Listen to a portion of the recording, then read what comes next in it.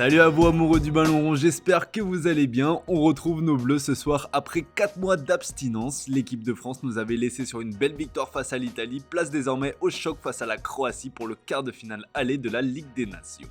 Pour l'équipe, c'est un match riche de promesses. Et oui, avec un Dédé qui entame sa dernière ligne droite, un Mbappé de retour et un Ousmane Dembélé en feu, on a hâte de voir ce que les Bleus vont nous proposer ce soir. Le Parisien attend de son côté Dembélé de pied ferme. Si le meilleur buteur européen en 2025 rayonne avec le Paris Saint-Germain, il est en quête de but chez les Bleus, peut-on lire dans l'encart. Avec 6 buts seulement en équipe de France, Dembélé est attendu au tournoi. L'une des principales questions sera de voir comment Deschamps utilisera le français, qui évolue désormais dans un rôle de numéro 9 au sein du club parisien, rôle qu'occupe également Kylian Mbappé au Real Madrid. Dans les colonnes de la Provence, Jacques Bail, entraîneur adjoint de Roland Courbis à Rennes, raconte les premiers pas de Dembouz et évoque son évolution. Il explique ne pas être surpris par ses performances en tant que neuf et qualifie Ousmane Dembélé de surdoué. Cette position axiale, le natif de Vernon l'occupait d'ailleurs plus jeune. Bref, avec le duo Mbappé-Dembélé, la Croatie a du souci à se faire. Direction l'Angleterre où une nouvelle ère se prépare, l'ère de Thomas Tuchel. Le coach allemand semble déjà faire l'unanimité avant de diriger son premier match à la tête des Three Lions. Le Daily Express fait dans le jeu de mots ce jeudi matin en parlant de sa touche magique. Le nouveau sélectionneur de l'Angleterre possède une aura qui a convaincu tous les joueurs anglais de son rêve de remporter la Coupe du Monde comme le relaye le Daily Mirror. Le nouveau boss impressionne déjà les stars, écrit de son côté The Sun.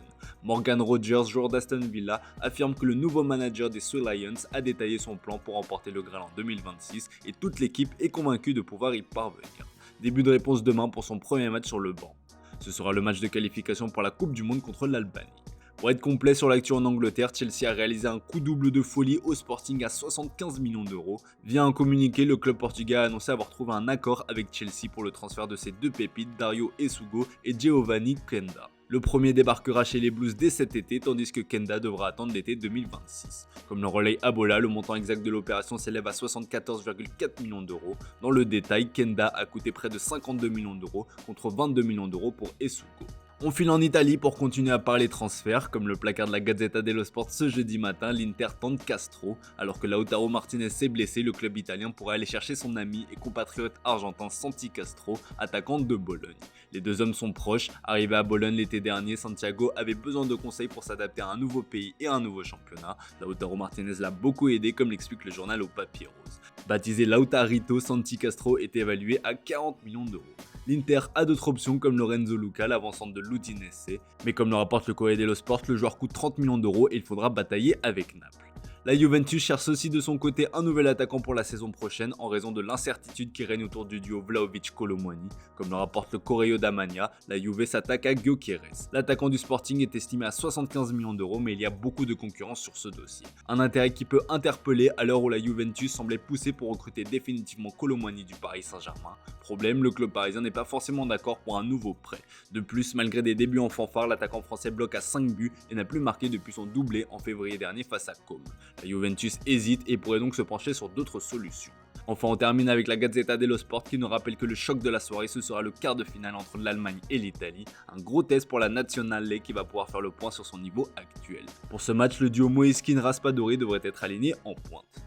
Chacun prêche pour sa paroisse, vous le savez bien, et pour la presse espagnole, le grand match de la soirée sera le choc entre l'Espagne et les Pays-Bas, toujours pour le compte des quarts de finale aller de la Ligue des Nations. Les deux sélections se battront pour un billet pour le Final Four. Il y aura plusieurs duels intéressants à suivre, notamment le match entre les deux milieux du Barça, Pedri et De Jong, comme le met en avant le journal Sport. D'ailleurs, Pedri retrouvera Ronald Koeman, le sélectionneur des Oranges qu'il avait à l'époque lancé dans le grand bain au Barça.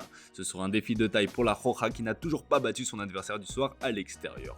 Pour As, ce sera aussi l'occasion de voir de nouveaux visages. On pense notamment à Raúl Asensio du Real Madrid et Dean Huijsen de Bournemouth. D'ailleurs, concernant ce dernier, cette rencontre aura une saveur particulière puisqu'il aurait pu jouer pour les Pays-Bas. Le natif d'Amsterdam qui a grandi en Espagne dès l'âge de 5 ans a finalement opté pour la sélection espagnole. Véritable révélation de première ligue cette saison, l'ancien défenseur de la Juventus est dans le viseur du Real Madrid comme le rapporte Sport. Un intérêt qui est loin de le laisser insensible, lui dont l'idole n'est autre qu'un certain Sergio Ramos. D'après le média, le Real Madrid surveillerait de près son évolution. Allez, on reste en Espagne pour terminer ce tour de la presse sportive. Dans les colonnes du journal AS, il est question de l'avenir d'Antoine Griezmann, pas de son avenir en équipe de France puisqu'il a décidé de dire stop, mais bien de sa situation en club. Moins en vue depuis sa blessure à la cheville la saison dernière, Grisi inquiète. Dans les hautes sphères des Colchoneros, on craint que le joueur de 33 ans soit déjà en train de tourner la page de l'Atlético de Madrid et qu'il pense déjà plus à son avenir, où il a lancé avec insistance en MLS. Pourtant, c'est le joueur le plus utilisé par Diego Simeone cette saison, il est toujours irréprochable sur le terrain dans l'attitude, mais Griezmann en réalité a perdu en influence au sein du vestiaire des Colchoneros.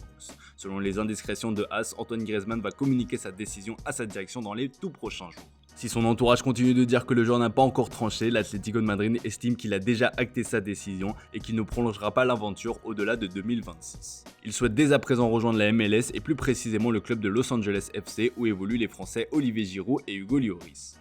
Si Antoine Griezmann hésite encore, Endrick lui a tranché pour son avenir comme le rapporte AS. Alors que la situation se tend pour Arda Güler au Real Madrid en raison de son manque de temps de jeu, l'attaquant brésilien est quant à lui satisfait du déroulement de sa première saison à Madrid selon le quotidien espagnol. Pour le moment, il ne veut pas entendre parler d'un départ du Real Madrid en prêt l'été prochain. Conscient de la concurrence à son poste, le joueur de 18 ans apprend auprès des meilleurs et profite de chaque instant que lui donne Carlo Ancelotti. Pour Endrick, jouer au Real Madrid lui permet d'avoir une certaine visibilité, en témoigne sa sélection avec le Brésil avec la blessure de Neymar. La Seleção est fondamentale à ses yeux, en ligne de mire la Coupe du Monde 2026 qu'il ne veut rater pour rien au monde. Voilà les amis, c'est tout pour ce matin, merci pour votre fidélité, très belle journée à vous. Comme d'hab, on se dit à tout à l'heure pour le traditionnel JT Foot Mercato.